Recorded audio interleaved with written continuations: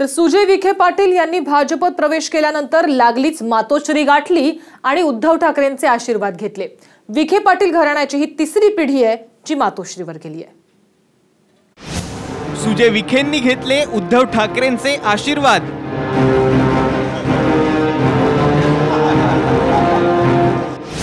विखे पाटलांची तिसरी पिढी मातोश्रीवर।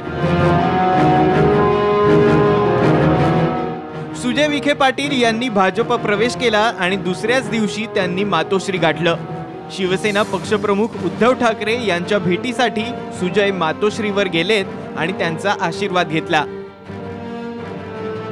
दक्षिण अहमदनगर लोकसभा मतदारसंघातून निवडून यायचं असेल तर शिवसेनेच्या मदतीची गरज सुजय यांना लागणार आहे।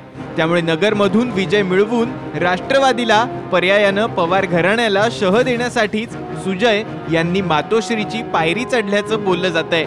मी काल भारतीय जनता पार्टीमध्ये माझा प्रवेश झाला आणि मी संभाव्य उमेदवार म्हणून मुख्यमंत्र्यांनी त्या ठिकाणी घोषणा केली आहे आणि म्हणून युती धर्म या नात्याने मला शिवसेनेच्या आशीर्वादाची गरज होती आणि मी पक्ष अध्यक्षांची वेळ मागितली। मला मनापासून आनंद वाटला आज या ठिकाणी येऊन अर्धा तास त्यांनी मला वेळ दिली, चर्चा केली। महाराष्ट्राच्या राजकारणाबाबतीत त्यांनी मला जे काही चर्चा त्यांनी माझ्याशी केली आणि एक मुलगा म्हणून एवढ्या लवकर आशीर्वाद दिला। तुम्हाला मी मनपूर्वक शुभेच्छा देतो आणि पूर्ण ताकदीने इथले जे सगळे स्थानिक शिवसेनेचे ते तुमच्यासोबत उभे राहतील।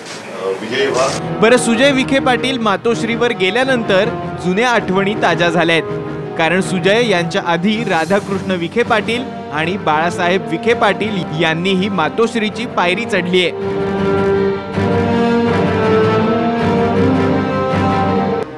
सुजय यांचे आजोबा बाळासाहेब विखे पाटील हे कट्टर काँग्रेसी नेते होते, मात्र त्यांनी नंतर शिवसेनेत प्रवेश केला आणि केंद्रात मंत्रीपद मिळवलं।